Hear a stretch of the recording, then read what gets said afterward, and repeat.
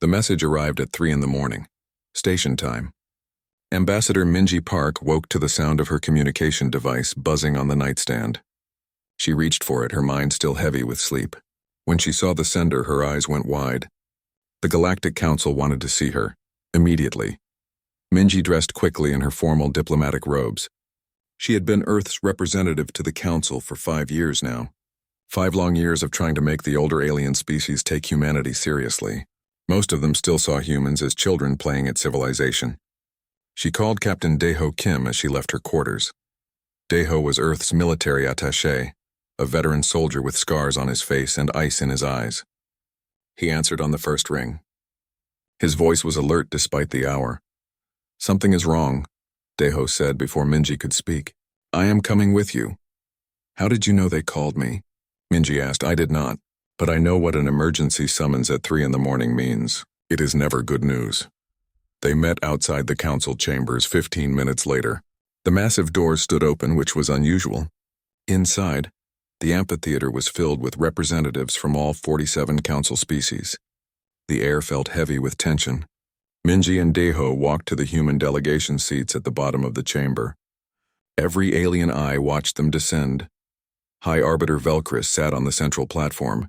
His 6 insectoid arms moved in slow, deliberate patterns. His species, the Thren, had been part of the council for thousands of years. He looked at humans the way someone might look at a stray dog that wandered into a palace. "Ambassador Park," Velcris said, his voice echoing through the chamber, "we have summoned you to discuss a matter concerning your species." Minji stood straight, her hands clasped behind her back. Beside her, Daeho remained silent, but she could feel the tension radiating from him. "What matter, High Arbiter?" Minji asked. "Your colony world, Haven's Rest, has gone silent. All communication ceased 4 days ago." Minji felt her stomach drop. Haven's Rest was home to 200,000 humans, families, children, scientists and farmers and teachers building a new life on a distant world. "What happened?" she demanded. "Have you sent ships to investigate?" Velcris was quiet for a moment. When he spoke again, his tone was cold. "Almost bored. We sent a probe. The colony has been destroyed. There are no life signs. The council has decided to quarantine the system." "Quarantine?" Minji took a step forward. 200,000 people are dead and you are quarantining it. "We need to send rescue teams. We need to find out what happened." "That will not be possible," Velcris said. "The system is too dangerous. The council has determined that Haven's Rest is not worth the resources required for a full investigation." The words hit Minji like a physical blow. Not worth the resources. 200,000 human lives erased, and the council thought they were not worth investigating. "Who attacked them?" Daeho asked. His voice was quiet, but it cut through the chamber like a knife. Velcris turned his multiple eyes toward the captain. There was something in his expression that might have been discomfort. "Or perhaps guilt." "The Krell Horde," Velcris said finally. "A nomadic species. They consume entire worlds and move on." "You knew about them," Daeho said. It was not a question. The silence in the chamber was deafening. Other council members shifted in their seats. Some looked away. "The council has been tracking the Krell for several months," Velcris admitted. "Your colony was in their projected path. We made the decision not to warn you. It was necessary to understand the Krell's movement patterns." Minji stared at him. The words did not make sense at first. Then slowly the full meaning sank in. The council had known. They had watched as 200,000 humans were slaughtered. They had used Haven's Rest as bait. "You let them die," Minji whispered. "You knew they would be attacked and you said nothing." "It was a calculated decision," Velcris said. His tone suggested he saw nothing wrong with what he was saying. The colony was in disputed territory. Humanity should not have settled there. The loss, while unfortunate, provides valuable intelligence on the Krell threat. "Acceptable losses," Daeho said softly. "That is what you are calling them. Acceptable losses?" Velcris nodded, seemingly unaware of the rage building in the 2 humans before him. "Yes, that is the correct term. In galactic politics, sometimes sacrifices must be made for the greater good. Your species will learn this in time. Emotion has no place in such decisions." Minji looked at Daeho. The captain's face was expressionless, but she had known him long enough to see the fury burning behind his eyes. He looked back at her and gave a tiny nod. "High Arbiter Velcris," Minji said, her voice steady despite the rage coursing through her. On behalf of humanity, I formally withdraw Earth from all Galactic Council treaties and agreements. Effective immediately, a murmur ran through the assembled aliens. Felkris held up one hand for silence. Ambassador, you are upset. That is understandable. But withdrawing from the Council would be foolish. You would lose all protection and trade agreements. Your species would be isolated. Protection? Minji laughed, a harsh sound. You call what happened to Haven's Rest protection? You used our people as bait. You betrayed us. Deho stepped forward. When he spoke, his voice was cold and precise. You have made a grave mistake, High Arbiter. You think you know humanity because we have been part of your council for 15 years. But you do not know us at all. You are about to learn what happens when you murder 200,000 humans and call it acceptable. Felkris made a dismissive gesture with his arms. Captain, your threats are meaningless. What will your primitive species do? You have perhaps 50 warships. The Council commands thousands. You will accept this decision because you have no choice. Deho smiled then. It was not a pleasant expression. You are right about one thing, High Arbiter. We will accept that emotion has no place in our response. When we return for Haven's Rest, we will not be emotional. We will be efficient. He turned to Minji. She nodded. Together they walked toward the chamber exit. Behind them, the council members began talking among themselves. Most were amused. Some were concerned. None of them truly understood what had just happened. As they reached the doors, Deho pulled out his secure communicator. He typed a single message and sent it to Earth. 3 words that would change everything. Protocol Omega. Council betrayed. On Earth, in the command center orbiting the planet, Commandant Hyunwoo Choi received the message. He read it twice, then pressed the alert button. Within seconds, every military installation on Earth and throughout human space began to mobilize. The Galactic Council had just declared war on humanity. They simply did not know it yet. 72 hours after the Council's betrayal, Earth's orbit filled with warships. Commandant Hyunwoo Choi stood in the command center on Luna, watching the tactical display. Each blue dot represented a human vessel. There were hundreds of them, and more arriving every hour. Admiral Sun-hee Jang entered the room. She was a thin woman with sharp eyes and a reputation for brilliant tactics. She had spent years studying how alien species fought wars. Now she would use that knowledge against them.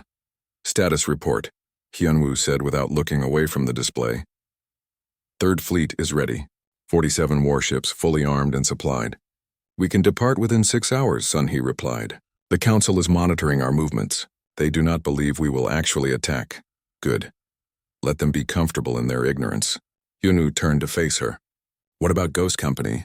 Captain Deho Kim has selected his team. 24 operators, the best we have. They board the Wraith in 3 hours. Hyunwoo nodded. The Wraith was humanity's most advanced stealth ship. The Council did not know it existed. They did not know about a lot of things Earth had built in secret.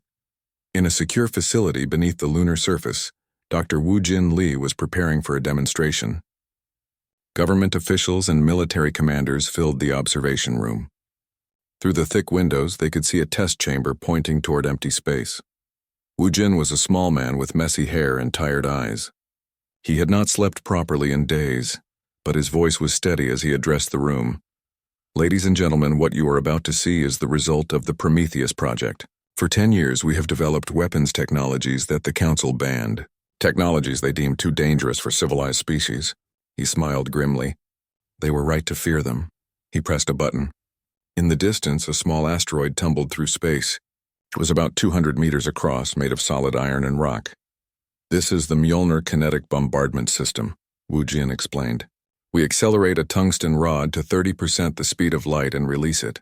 Watch. There was no flash, no beam of light. One moment the asteroid was there. The next moment it simply exploded. The force of the impact was so massive that it vaporized the entire asteroid instantly. The shockwave was visible even from the observation room. The room was silent. Then someone spoke. What was the energy release? Equivalent to 50 megatons, Woo-Jin said quietly. And we have hundreds of these systems positioned throughout human space. The Council thinks we have primitive weapons. They are about to learn otherwise. On Earth, in the government assembly hall, Hyunwoo addressed the gathered representatives of the United Earth government. His speech was broadcast to every human world, every station, every ship. The Galactic Council has shown us their true nature, he began.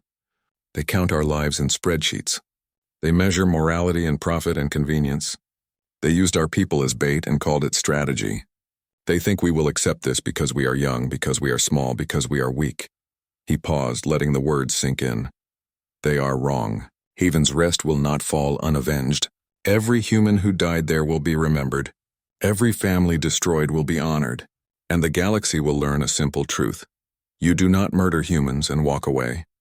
Earth remembers. Earth acts. And Earth never forgives. The response was instantaneous. Across human space, civilians volunteered for military service. Mining colonies transformed their equipment into weapons manufacturing. Civilian freighters reported to military bases for retrofit. Humanity was mobilizing for total war. Captain Dae-ho Kim stood in the hangar bay watching his team assemble. Lieutenant Yuna Han checked her demolition equipment. Sergeant Taewon Park cleaned his rifle with practiced precision. Specialist Jiwon Kang tested her cyber warfare gear. They were the best soldiers humanity had produced. They were Ghost Company. Listen up, Dae-ho said, his voice carrying across the hangar. Our mission is simple. We insert on Haven's Rest while the fleet engages the Krell. We find out what happened. We locate any survivors. And we gather intelligence on these creatures that the Council was too cowardly to fight. Yuna raised her hand. What if there are no survivors, sir? Dae-ho's expression hardened. Then we document what happened.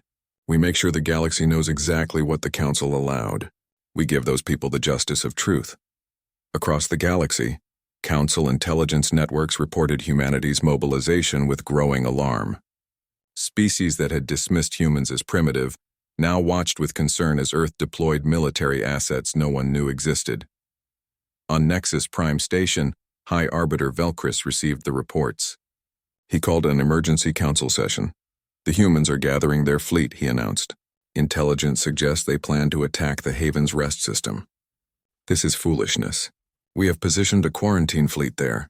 12 ships, more than enough to turn back whatever force Earth sends. One of the council members, a crystalline being from the Varan Union, spoke up. High Arbiter, perhaps we should reconsider. The humans are mobilizing more ships than our intelligence predicted. What if we were wrong about their capabilities? Velcris waved a dismissive hand. They are posturing. Humans are emotional creatures. They will send their ships, realize they cannot win, and retreat. Then we will offer them generous terms to rejoin the Council. This tantrum will pass, but not everyone in the Council was convinced. In private chambers, ambassadors from smaller species began quiet conversations. Humanity's response was not what they expected. There was no pleading, no negotiation, no compromise. Just cold, efficient preparation for war. Some species, those who had suffered under Council politics for centuries, watched with hope. Others, allies of the powerful elder races, watched with fear. All of them understood that something fundamental was changing in galactic politics. Admiral Sun-Hee Jang stood on the bridge of her flagship, the Indomitable. Around her, the Third Fleet assembled in perfect formation. 47 warships, each carrying enough firepower to level a city, each crewed by humans who had friends or family on Haven's Rest. All ships report ready, Admiral, her first officer said. Sun-Hee looked at the tactical display. The route to Haven's Rest was clear.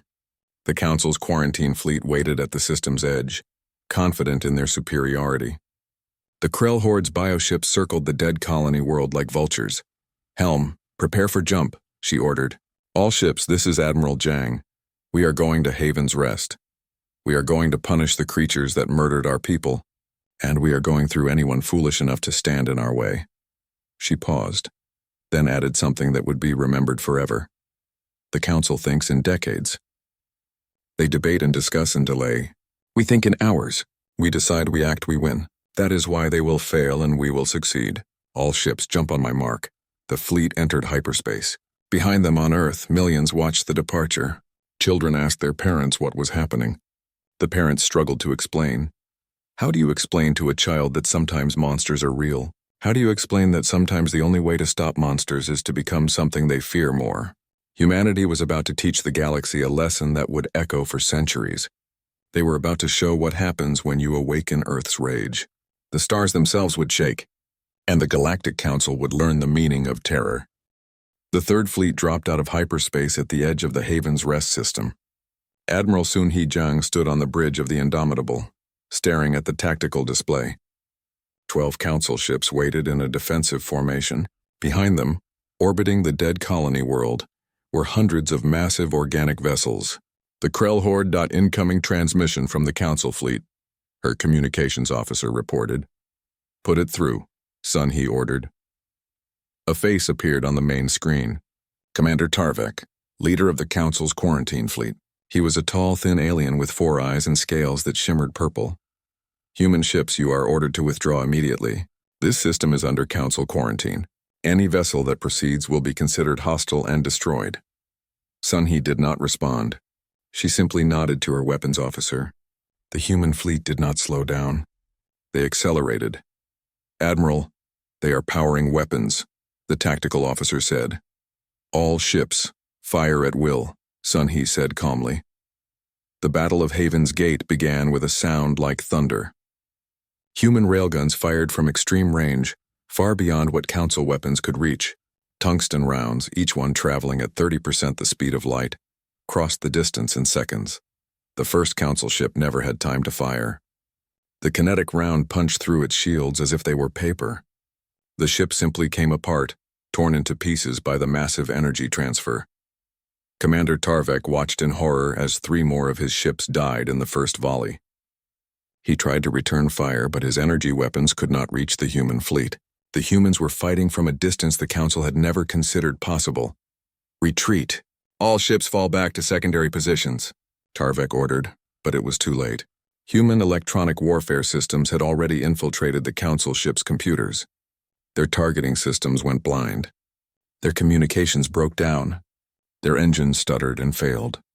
Specialist Jiwon Kang sat in the cyber warfare station aboard the Indomitable, her fingers dancing across holographic displays. She had spent months learning council computer systems. Now she tore through their security like it was made of tissue paper. 8 enemy ships disabled, Admiral. 4 destroyed. The remaining ships are attempting to retreat. Let them go, son, he said. We have bigger prey. The Battle of Haven's Gate lasted 7 minutes. When it ended, the council's quarantine fleet was scattered, broken, running for their lives. Not a single human ship had been touched. Commander Tarvek's last transmission before his ship jumped to hyperspace was broadcast across all council frequencies. 3 words, filled with terror. They are monsters. While the fleet engaged the council ships, the Wraith slipped past the battle. Captain Daeho Kim stood in the stealth ship's cargo bay with Ghost Company. Through the viewports, they could see Haven's Rest growing larger. The planet looked dead. No lights, no transmissions. Just silence. 30 seconds to drop, the pilot announced. Daeho checked his rifle one last time. Around him, his team did the same. They had trained for every scenario, but nothing could prepare them for what they were about to see. The Wraith dropped them 5 kilometers from the main settlement. They landed in darkness, their armor's active camouflage making them nearly invisible. The colony should have been alive with lights and activity. Instead, it was a graveyard. Buildings were torn apart. Streets were covered in debris. And everywhere, there were signs of what had happened. The Krell had not just killed. They had harvested. Every piece of metal, every bit of technology, every resource had been stripped away. Sir? Lieutenant Yuna Han whispered over the comm. You need to see this. Daeho found her standing at the entrance to the colony's central habitat. The doors had been ripped off. Inside was worse than anything they had imagined. The Krell had taken the people too. They did not just destroy the colony, Sergeant Taewon Park said quietly. They consumed it. Keep moving, Daeho ordered, his voice tight with controlled rage. Check the emergency shelters.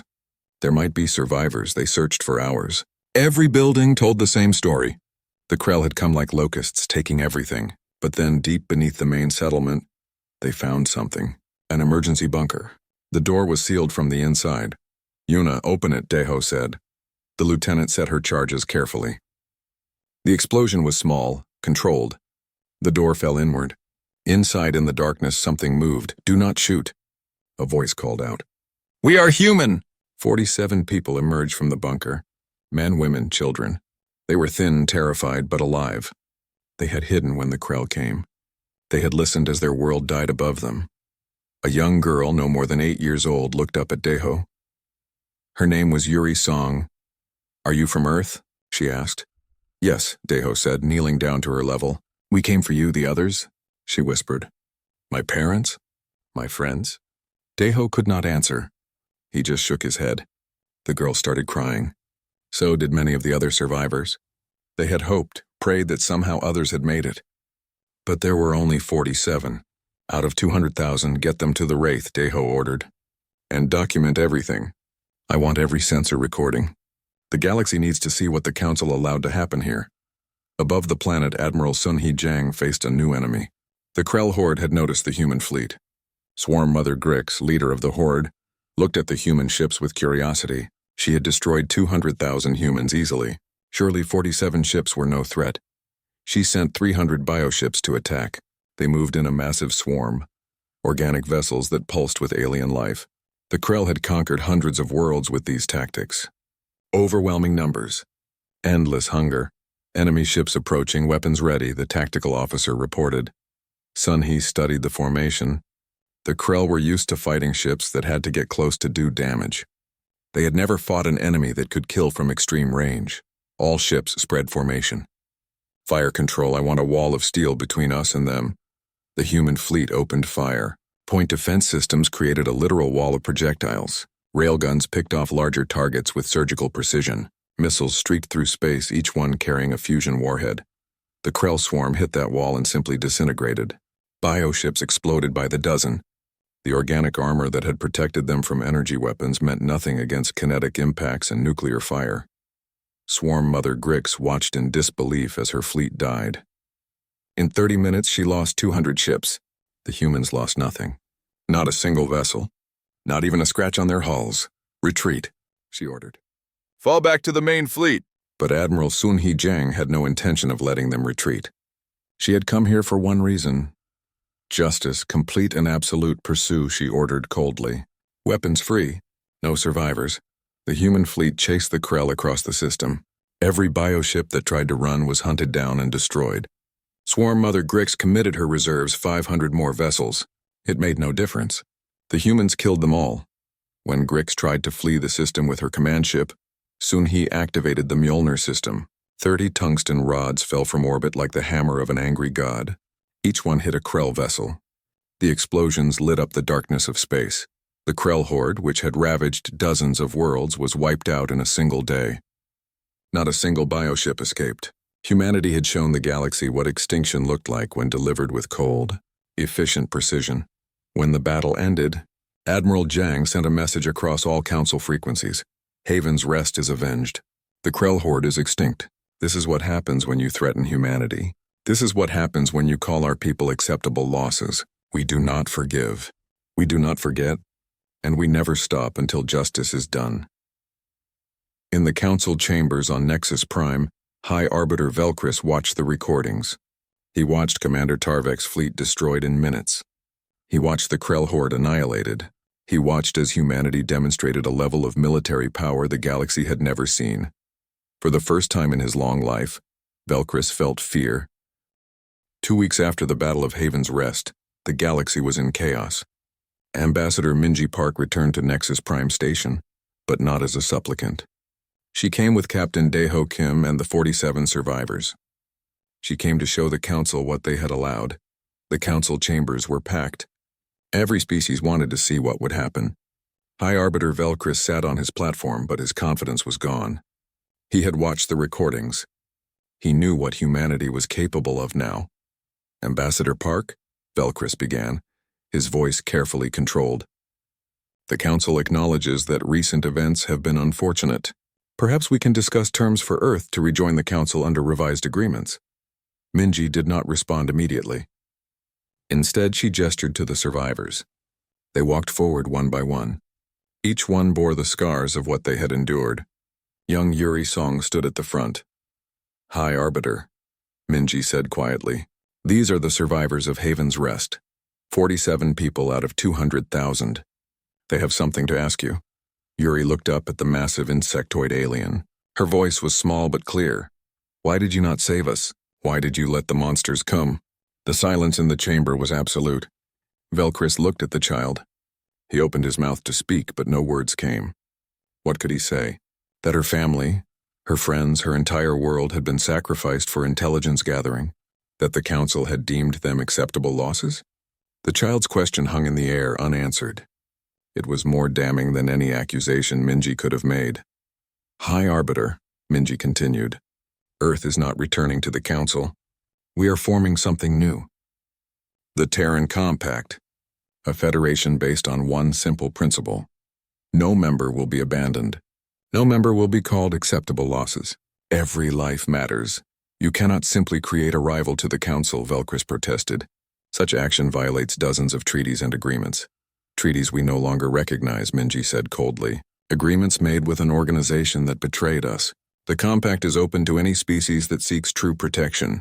Any species tired of being pawns in Council politics? A murmur ran through the assembled ambassadors. Ambassador Curie Nam, a young human diplomat, stepped forward with a document.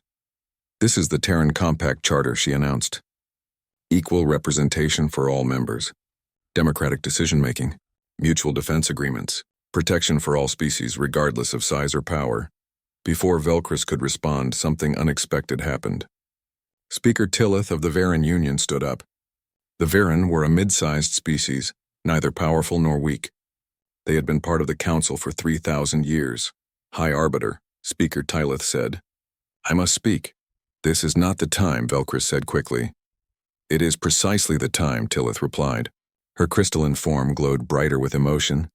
For 3,000 cycles, the Varan Union has begged the Council to address pirate raids on our outer worlds. For 3,000 cycles, you have debated and discussed and delayed. Last month, humanity solved our problem in 3 weeks. The chamber erupted in whispers. Tillith continued. The humans are not civilized by your standards, High Arbiter. They are violent. They are young. They are crude. But they are effective. When they promise protection, they deliver. When they say no one will be abandoned, they mean it. The Varan Union is withdrawing from the Galactic Council. We are joining the Terran Compact. You cannot do this. Velcris stood up, all 6 arms gesturing frantically. The Varan Union has obligations, treaties. Obligations to an organization that does nothing. Treaties that protect no one. We are done, High Arbiter. And we are not alone, she was right. Over the next hour, 12 more species announced their withdrawal from the Council. Most were smaller powers, tired of being ignored. But each one represented a crack in the Council's foundation. Velcris tried to maintain control. He threatened sanctions. He mobilized Council defense fleets. He made speeches about tradition and order and the danger of change. But the galaxy was listening to different voices now. Voices that spoke of action rather than debate. Voices that promised real protection. Voices that said every life mattered. In private quarters on Nexus Prime, Captain Daeho Kim met with military intelligence officers. They had been monitoring Council communications. The news was bad. They are planning something, one officer said. The Council Defense Fleet is mobilizing. 200 warships from 15 different species. Target? Daeho asked. Earth. They are going to attack our homeworld. Force humanity to surrender by threatening our population centers. Daeho was quiet for a moment. Then he smiled, but there was no humor in it. They are going to attack Earth, he repeated. The one place in the entire galaxy that humanity has spent 50 years fortifying. The one place where every defense system, every weapon, every trap we have ever designed is concentrated. Sir, the officer asked, contact Commandant Choi. Tell him the Council is coming. And tell him to prepare a welcome they will never forget. On Earth, Commandant Hyunwoo Choi received the message. He stood in the Luna Command Center, looking at the tactical display of the Sol system. Every planet, every moon, every asteroid, all of it had been turned into part of Earth's defense network. He called Dr. Woo Jin Lee. The Council is sending 200 ships to attack us, Hyunwoo said. I need the Sol defense grid at full power. Woo Jin's response was immediate. It has been ready for 20 years, Commandant. Let them come. Sol will be their grave. Across human space, the message went out. Every ship, every station, every colony, the Council was coming to attack Earth. Humanity's response was immediate and unanimous. No one touches our homeworld. Admiral Sun Hee Jang's Third Fleet, fresh from their victory at Haven's Rest, began the journey home. But they would not arrive in time for the initial battle. Earth would have to hold alone. In the Council chambers, High Arbiter Velcris made his final announcement. The Terran Compact is an illegal organization. Earth has violated Council law. Therefore, the Council Defense Fleet will travel to Sol and enforce Council authority. Humanity will submit or be destroyed. Ambassador Minji Park stood up. She did not shout or threaten. She simply stated a fact. High Arbiter, you have made a terrible mistake. Earth is not some helpless colony.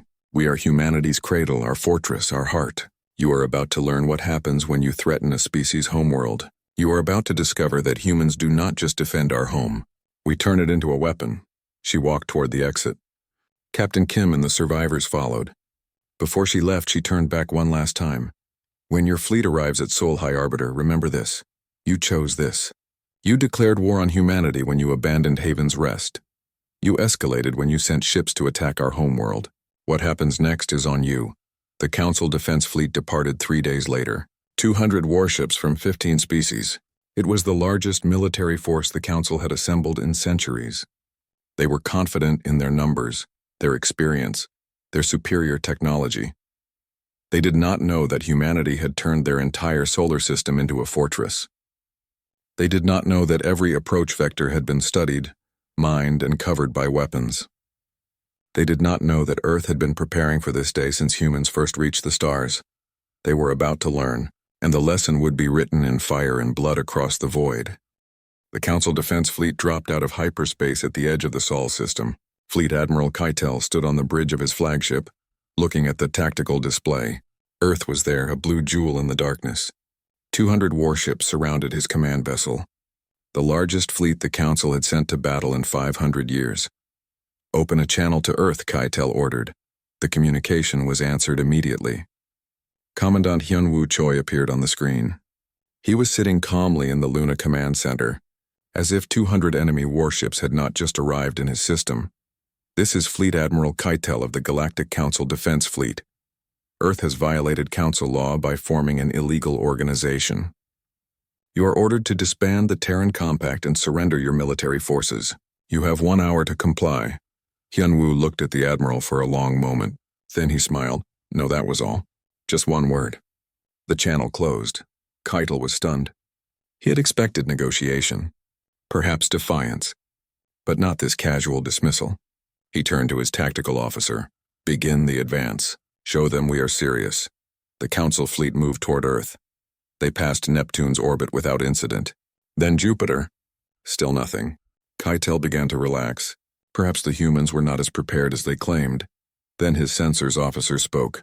Admiral, I am detecting weapons platforms. Hundreds of them. No, thousands. They are everywhere. Keitel looked at his tactical display. Red icons were appearing across the entire system, hidden in the asteroid belt. Orbiting moons, floating in the void between planets. Each one was a weapons platform, and there were thousands of them. Dr. Woojin Lee sat in his command center beneath Luna's surface. He watched the Council fleet advance into his trap. He had spent 20 years designing the Sol defense grid. Every approach vector had been studied, every weakness covered. The system was not just defended, it was weaponized. Activate the grid, he said quietly. Across the Sol system, weapons platforms came online. Their targeting systems locked onto the Council ships. Messages broadcast on all frequencies. Welcome to Sol. You have entered humanity's home. You have threatened our world. You have made your choice. Now face the consequences.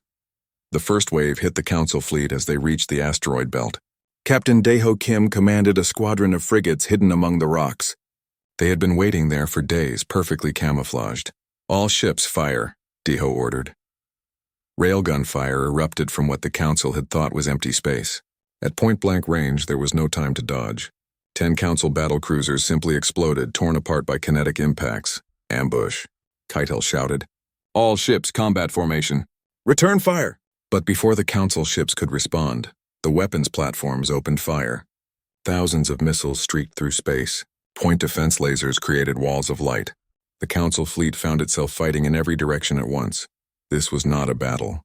It was a slaughter. The Council ships were designed for fleet engagements in open space. They had never trained for fighting through a gauntlet of prepared defenses. Every kilometer they advanced cost them ships.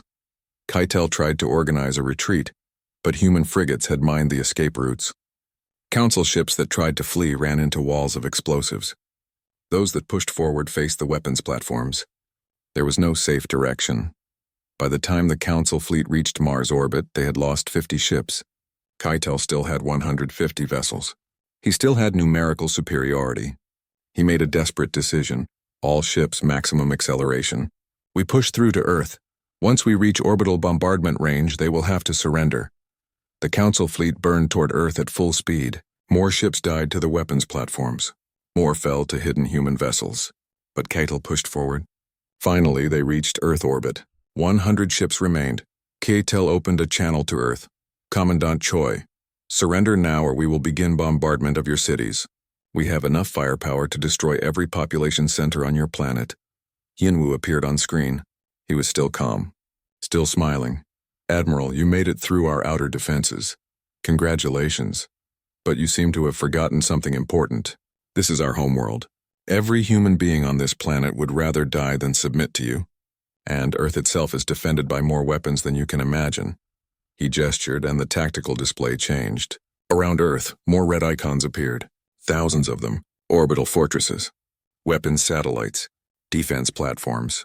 Earth was not just a planet. It was a fortress bristling with weapons. You want to bombard Earth? Hyunwoo said. Go ahead, try. But understand this. We have enough firepower in orbit to destroy your entire fleet 10 times over. You will all die before you land a single shot on our world. Keitel looked at his tactical display. It was true. His fleet was surrounded by Earth's orbital defenses. If they tried to bombard the planet, they would be annihilated. Then something else appeared on his sensors. Ships dropping out of hyperspace. Human ships. Admiral Sun Hee-jang had returned with the Third Fleet. 47 warships appeared behind the Council formation. The trap was complete. Caught between Earth's defenses and Jiang's fleet, the Council forces had nowhere to run. Admiral Keitel, Sun Hee's voice came over the comm. You are surrounded. Your fleet is crippled. You have 2 choices, surrender or die. Choose quickly. My weapons are already locked on your ships. Keitel looked around his bridge. Officers stared at their consoles in shock. They had come to conquer Earth. Instead, they had sailed into humanity's fortress and found themselves trapped. He had one card left to play. If we die here, the Council will send more fleets. Larger ones. You cannot fight the entire galaxy. You are right, Hyunwoo said. We cannot fight the entire galaxy. But we do not need to. We just need to show the galaxy what happens when you attack humanity.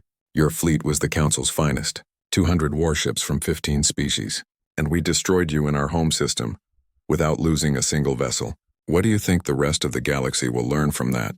Keitel understood then. This was never about destroying his fleet. It was about sending a message. Earth had turned the Battle of Sol into a demonstration. They were showing every species in the galaxy that humanity was untouchable. I surrender, Keitel said quietly. The Battle of Sol was over. The Council's invasion had failed. 200 warships had been reduced to 100 battered vessels, all surrendering to a species the Council had dismissed as primitives. Across the galaxy, every species watched the recordings. They saw the Sol defense grid. They saw human tactics. They saw the Council's finest fleet destroyed. And they understood. Humanity was now a superpower. On Nexus Prime Station, High Arbiter Velcris watched his empire crumble. Within hours of the Battle of Sol, 30 more species announced their withdrawal from the Council. Some joined the Terran Compact. Others declared neutrality. The Galactic Council, which had ruled for 10,000 years, was finished. Commandant Hyunwoo Choi broadcast a message to the entire galaxy. The Galactic Council came to conquer Earth. They failed. Let this be a lesson to all species. Humanity does not seek war, but we will not accept subjugation. We will not allow our people to be called acceptable losses. We will not bow to anyone. The Terran Compact stands open to all species seeking true equality and protection. The age of the Council is over. A new age begins today. In the ruins of Haven's Rest, young Yuri Song stood before a memorial. The 47 survivors had returned to their world to honor the dead. 200,000 names were carved into stone. Every single person who had died when the Council abandoned them. Captain Daeho Kim stood beside her. They are avenged, he said quietly. The Council has fallen. The Krell are extinct. Your families did not die in vain. Yuri placed a flower on the memorial. They died alone, she said. No one came to save them. But you came after. You made sure no one else would be abandoned. Never again, Deho promised. That is humanity's pledge. No human will ever stand alone. No human will ever be forgotten. This is what we fight for. The galaxy had learned a fundamental truth. Humanity was not the most advanced species, not the oldest, not the wisest. But humanity was the most dangerous because humans refused to accept the unacceptable. They refused to abandon their own. They refused to bow. Earth's rage had shaken the stars. The Galactic Council had learned terror, and the galaxy would never be the same. A new age had begun, an age where strength served justice, where every life mattered, where no one was expendable. It was an age built on the ashes of Haven's Rest, built on the sacrifice of 200,000 lives, built on humanity's refusal to accept that any death could be acceptable. And at the heart of it all was a simple truth, carved in stone on a dead world, repeated in 100 languages across the galaxy. No human stands alone. No human dies unavenged. This is Earth's promise.